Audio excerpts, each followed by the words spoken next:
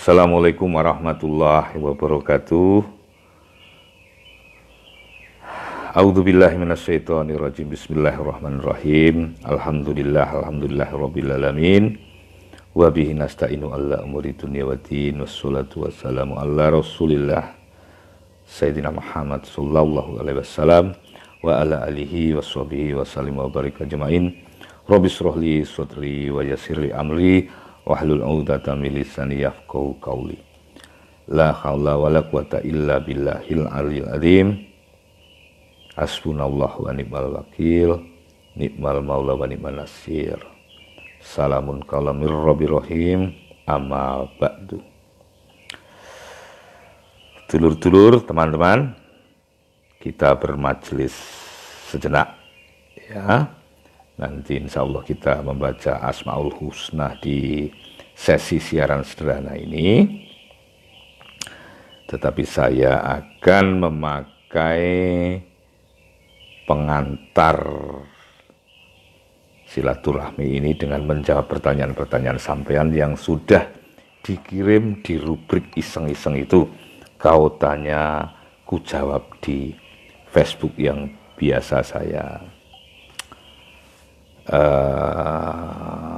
isengkan ya. Anis Ekowati.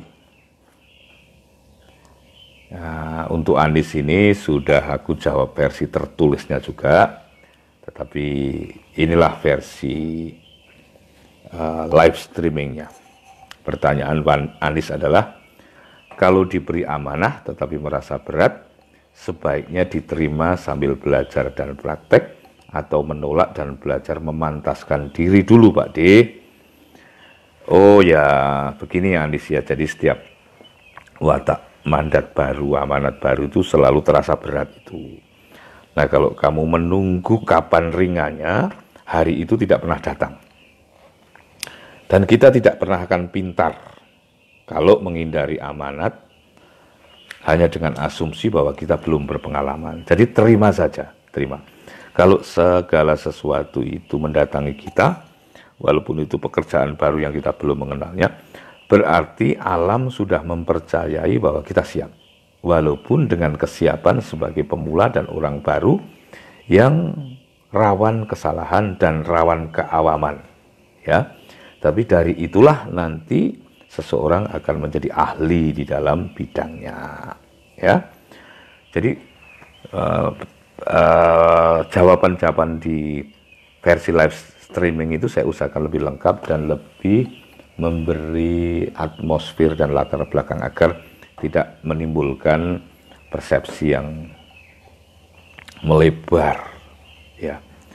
Zafran itu anakku ya, dari Zafran ini, bagaimana bisa berada pada satu waktu tetapi bisa membagi fokus kita kepada dua tanggung jawab yang berbeda, soal pekerjaan yang berbeda.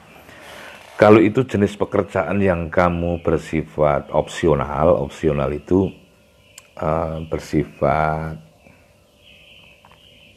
kamu bisa memilih, ya seyogyanya memilih salah satu. Karena fokus itu selalu lebih baik.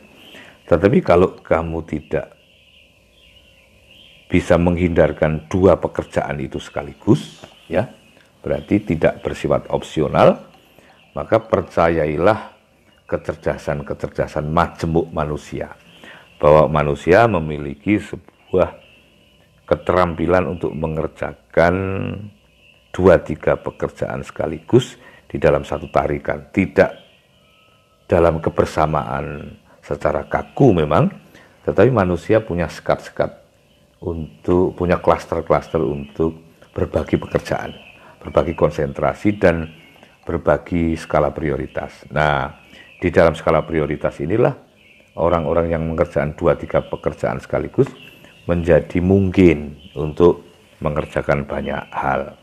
Orang-orang sukses itu kan pekerjaannya banyak, ya tetap sukses karena ia memiliki skala prioritas itu di dalam satu hari yang sama setidaknya. Hari kan 24 jam dan bisa dibagi. Muhammad Mikdad Sa'roni. Mbah Pri GS. Rohimakumullah. Wah, ini doa ya, tak tompo ya lihat. Salah satu motivator yang menjadi idola saya sejak kesengsem baca Ipung 1 di kala SMA di MA Futuhiyah. Oh, Futuhiyah 1 Meranggen. Kita punya guru di pesantren Futuhiyah ya, Gus Syekh Dur Rahman. Ya, beliau sudah wafat ya, tetapi kan wafatnya seorang guru kan tidak pernah benar-benar meninggalkan kita. Semoga Allah memuliakan beliau dan pengasuh pondok pesantren Futuhiyah Meranggen secara keseluruhan, juga santri-santrinya yang sering mendengar siaran radio di Semarang, yang kadang juga baca tulisan kolom di Suara Merdeka, dan beberapa kali juga merambah dunia TV, dan saat ini sering mengikuti status medsanya di Facebook Pri GS. Yang saya mau tanyakan jenengan, pripun carane terkenal kok semua lini media terfollow semuanya? Prosesnya dohir batin itu pripun? Terus ungkapan keras gebuklah yang memotivasi Ipung sampai berani jotosan perkara rebutan cewek, maksudnya seperti apa Ji? Matur suwun ngapuntene. Pertanyaan Mikdad Sakroni ini panjang ya, saya ringkas saja. Intinya, kenapa orang terkenal, kenapa orang begini begitu, berprestasi atau apalah sebutannya, itu disederhanakan saja. Popularitas, entah duit, entah penghormatan, entah pertumbuhan nilai-nilai itu terjadi sebagai hasil dari orang yang bernilai, ya, sederhananya begitu. Nah, untuk kita bernilai itu, pada awalnya dekatilah nilai-nilai yang ada di sekitarmu. Ada orang-orang pintar, ada guru-guru pintar, dekati saja. Bersahabatlah dengan orang-orang yang bernilai. Masukilah lingkungan-lingkungan yang bernilai. Maka nanti nilai itu semoga akan menjadi nilaimu juga. Nah, ketika nilai-nilai itu sudah menjadi nilaimu, maka itulah sejarah kenapa orang itu bernilai. Nah, kalau sudah bernilai ya sudah, mau terkenal ya boleh, mau kaya raya boleh, mau hidup bersahaja boleh, tapi orang itu tetap bernilai. Dari Eka Kumala Sinta, apa yang harus dilakukan di saat menghadapi anak-anak kita yang dinilai kurang secara objektif oleh guru, padahal semua tugas dan target sudah dipenuhi dengan baik. Nah, Eka, ini banyak sekali orang tua yang menghadapi kegelisahan serupa ini, terutama menyangkut tugas-tugas dan persoalan sekolah anak-anaknya. Tidak salah, tapi saran saya tidak usah terlalu tegang karena persoalan-persoalan sekolah yang dihadapi anak-anak. Santai saja, bukan kita meremehkan, tetapi ada soal-soal di sekolah itu yang bukan atau belum atau tidak menjadi ukuran kualitas anak-anak kita. Bahwa pelajaran bagus itu baik, nilai yang bagus itu baik, tetapi bagusnya nilai di ajaran itu, di pelajaran itu bukan cermin keseluruhan kualitas anak. Ya, maka santai saja kalau anak-anak kita ini nilainya jelek di sekolah atau malah sangat tidak meminati pelajaran itu. Ukurannya tidak di situ. Sepanjang anak-anak kita itu ya memiliki kualifikasi moralitas tertentu, yang moralitas itu ukurannya sudah disepakati di dalam keluarga. Ya, lazimnya anak yang baik menurut kita itu kan kita ngerti, ya. Ya sudah mengerjakan apa yang harus menjadi pekerjaannya, sudah berusaha seperti yang seharusnya, terus memenuhi kaidah-kaidah keanak-anakan yang selain belajar juga butuh bermain. Jadi Bermain itu juga pelajaran, maka santai itu juga pelajaran. Tapi belajar itu juga pelajaran. Maka kalau anak sedang belajar bukan berarti dia sedang segala-galanya. Kalau anak sedang bermain bukan berarti ia sedang nakal. Ya.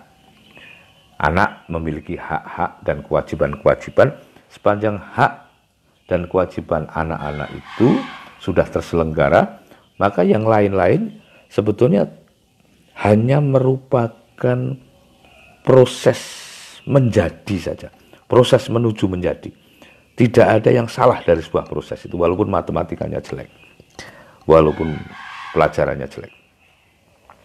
Yang penting perjalanan anak menuju proses menjadi ini sudah menimbulkan kepercayaan kita bahwa anak sudah on the track. Membutuhkan keberanian orang tua untuk mempercayai sebuah konsep ini, tetapi kalau konsep ini tidak dijalankan, nanti kasihan anak-anak karena ia terdikte oleh ukuran-ukuran kita.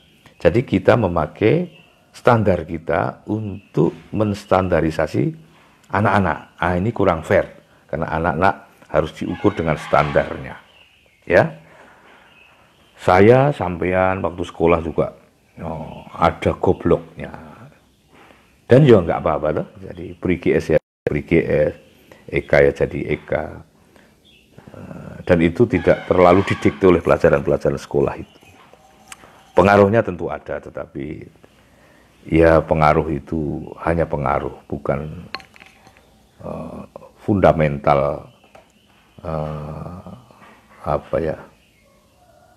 bukan fundamental need gitu ya. Jadi bukan kebutuhan-kebutuhan fundamental dari sebuah bangunan besar. Oke. Bengkoang pupuk bawang. Pak D, salahkah bila suatu saat ada awam penulis yang mencoba menulis dengan meniru gaya atau dipengaruhi oleh tulisan Pak D? Oh boleh, bukan hanya saya, harus terpengaruh oleh banyak sekali penulis, karena memang pengaruh itu bukan soal apakah kita terpengaruh atau mempengaruhi, meniru atau ditiru, bukan persoalan itu. Pengaruh mempengaruhi itu soal yang niscaya di dalam hidup itu, soal yang wajib. Karena tidak terhindarkan, disebut wajib itu bukan berarti kita wajib meniru atau wajib ditiru. Meniru dan ditiru itu adalah sebuah keniscayaan. Sesuatu yang tidak terhindarkan itu ya kadang-kadang boleh disebut wajib. Sehingga ketika kita sedang sampai pada era meniru itu santai-santai saja. Karena itu tahapan. Hanya kewajiban itu kalau sudah digugurkan, kan sudah rampung. Jadi kamu meniru, oke sudah. Berarti wajibmu meniru sudah gugur. Maka kewajibanmu berikutnya adalah menemukan, bukan yang kamu tiru, tapi menemukan dirimu sendiri. Itu asal-usul profesional itu begitu itu. Jadi seorang penulis, seorang pematung, seorang pelukis itu tidak lepas dari unsur-unsur itu. Begitu ya Bengkoang ya, namamu Bengkoang. Hindras Cahyo Sembodo menguatkan keyakinan bahwa langkah yang diambil sudah tepat.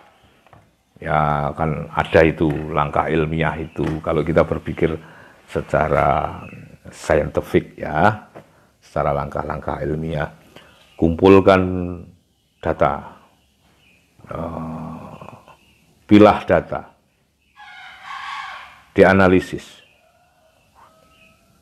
dipertimbangkan, dikurasi, diayai itulah, ditampi kalau beras itu, mana sekam, mana gabah, mana beras.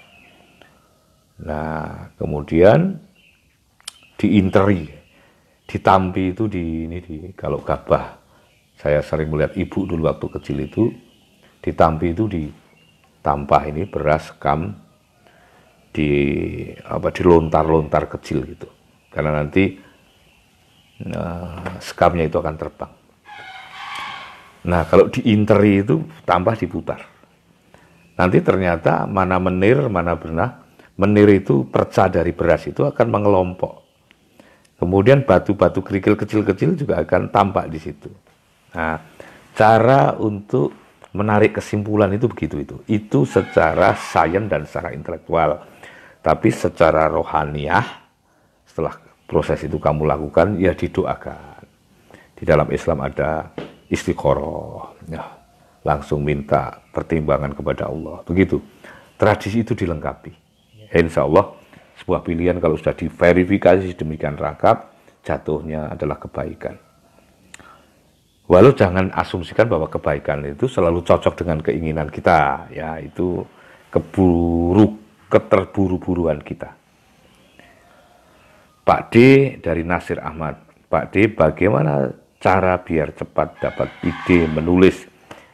Ya jadilah profesional. Kalau profesional itu kan sudah terlatih semuanya, ya. Profesional secara sikap, bukan secara profesi. Perkara kamu sudah profesional secara sikap, lalu akan menjadi profesional secara profesi, silahkan. Tapi kalaupun kamu tidak ingin menjadi profesional secara profesi, kemampuan menulis secara profesional itu akan sanggup membuatmu benar-benar menjadi penulis profesional. Termasuk di dalamnya kemudahan memungut ide itu, ya. Ada caranya yang kemudian cara itu akan menjadi refleks.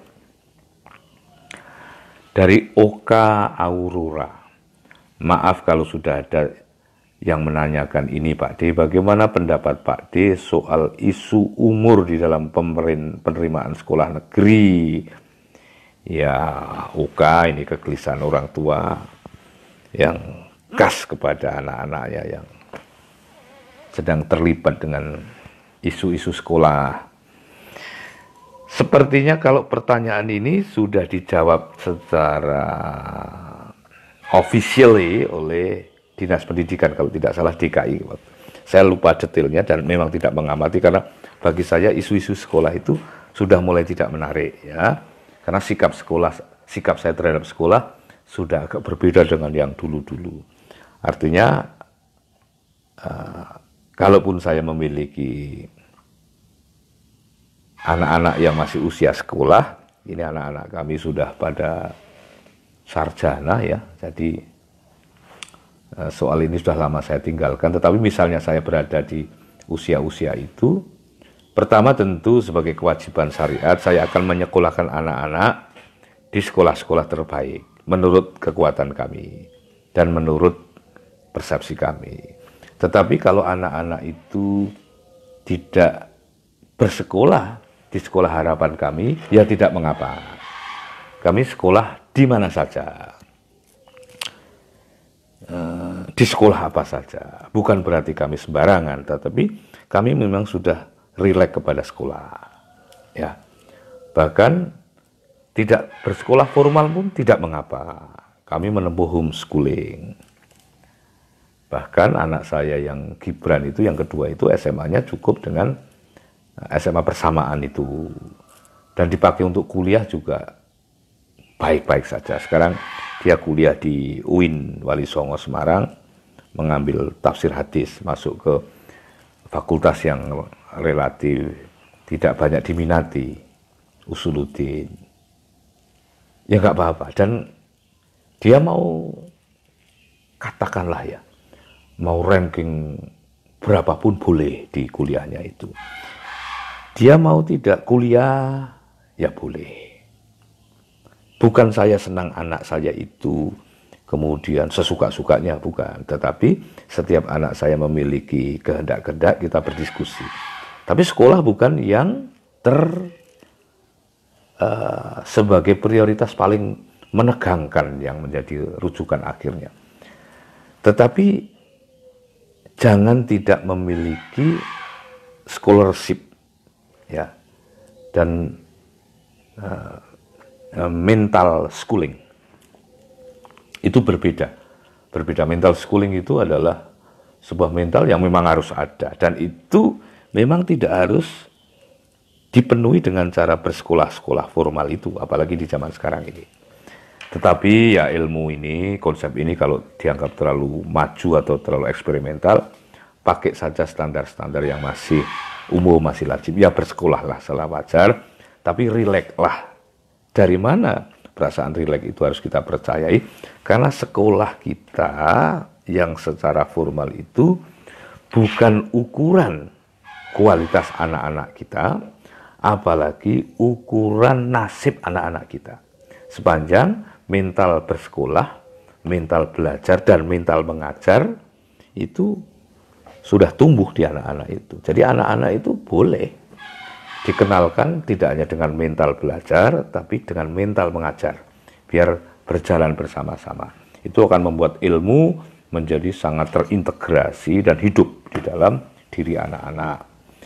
Dari Rihat Al-Bantani, bagaimana caranya bisa menstabilkan emosi supaya tidak kebawa emosi?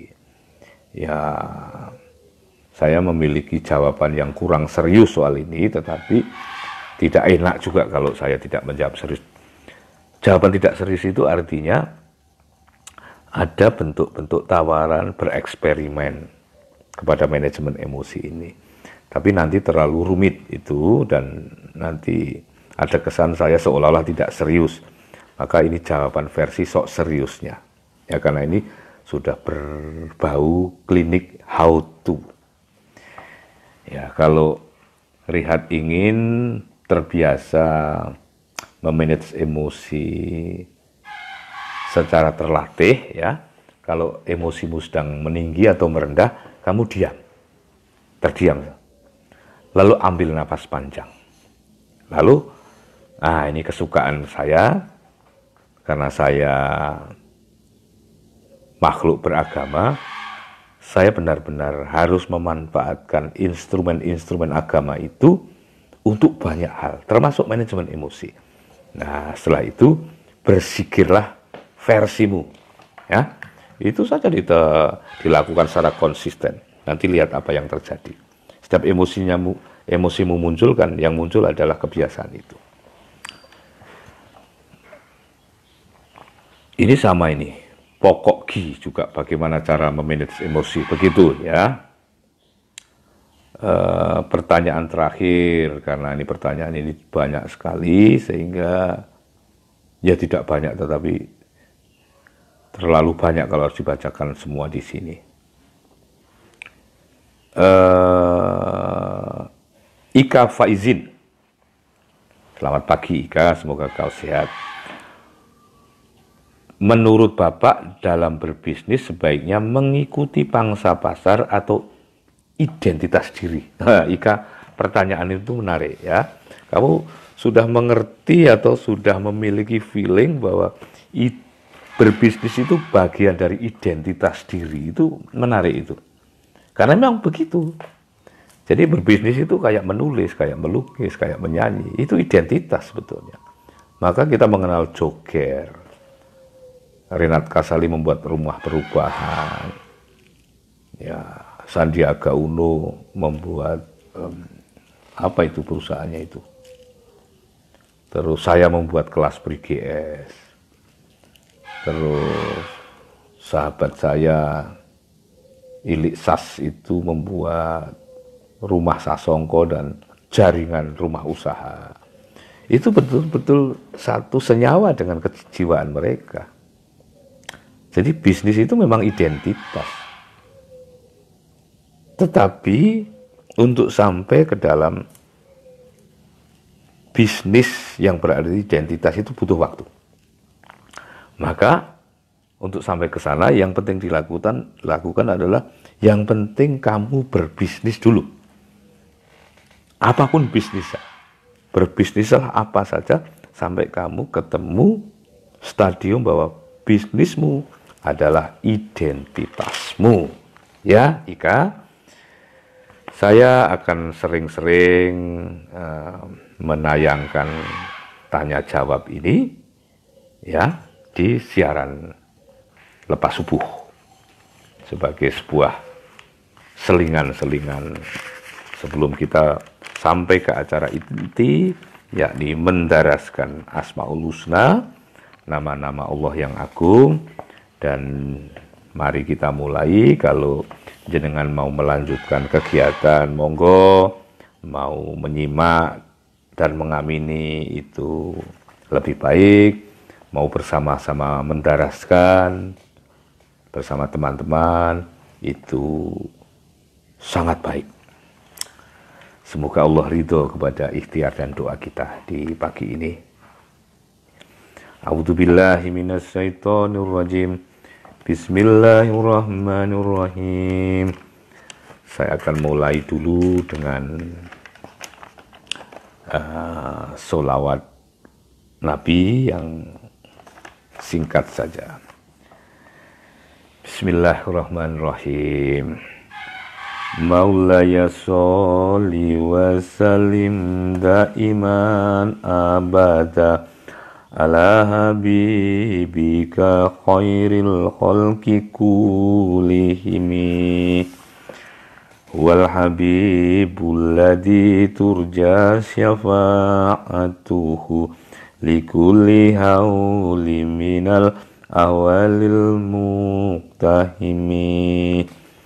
Ya Rabbi bil Mustafa balik maqasidana waghfir lana ma mado ya wasi'al karami.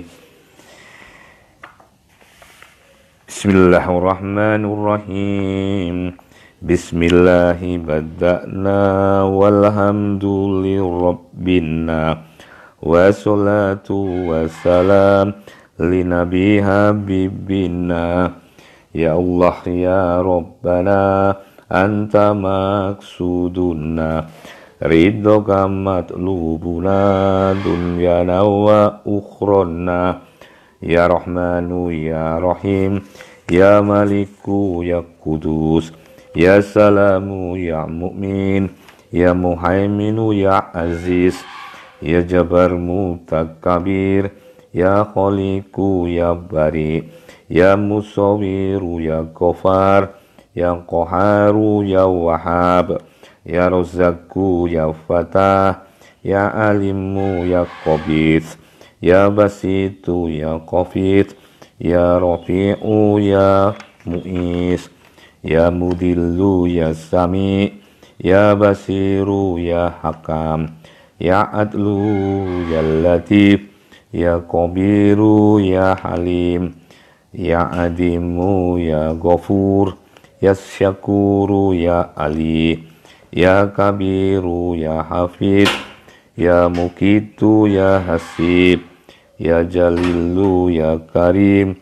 ya Rokibu ya Mujib ya Wasi'u ya Hakim ya Wadudu ya Majid ya Ba'isu ya Syahid ya Haku ya Wakil ya Qawiyu ya Matin ya Waliyu ya Hamid ya Muhyi ya Mubdi ya Mu'idu ya Muhyi ya Mumitu ya Hayu ya Qayyumu ya Wajid ya Majidu ya Wahid ya Ahadu ya Somad ya Qadiru ya Muqtadir ya Muqaddimu ya Muakhir ya Awalu ya Akhir ya Dhahiru ya Batin ya Wali Muta'ali ya Baru ya Tawab ya Muntakimu ya Afu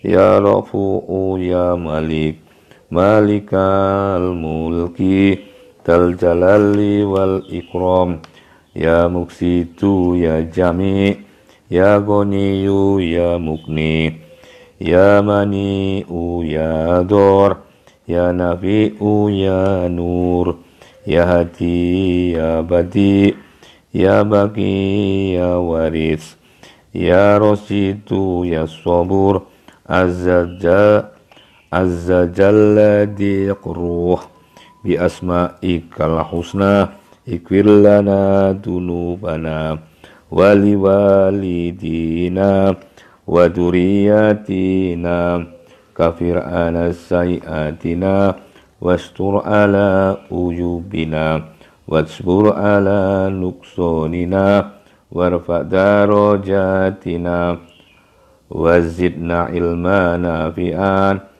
warizqan wasi'an halalan thayyibah wa amalan sholihah wa nawir qulubana wa yasir umurana wa sahih azadana daima hayatina ilal khairi qaribna anisyari ba'idna wal qurba rojauna akhiran nilna muna balik makosidana waqdhiha fa'ijana walhamdulillahina aladhi hadana sholli wassalim ala toha qalilir rahman wa alihi washabihi ila akhiriz zaman.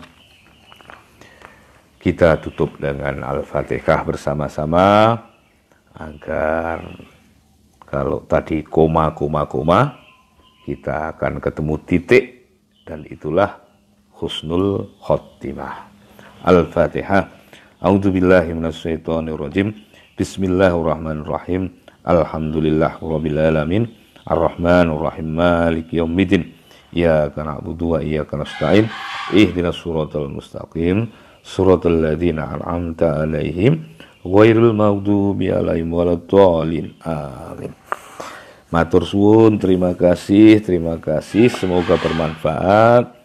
Saya doakan hidup sampean berkah Indonesia, berkah saudara-saudara kita yang sedang sakit, yang sedang kesulitan, tetangga-tetangga kita, masyarakat kita, kota yang kita tinggali ini.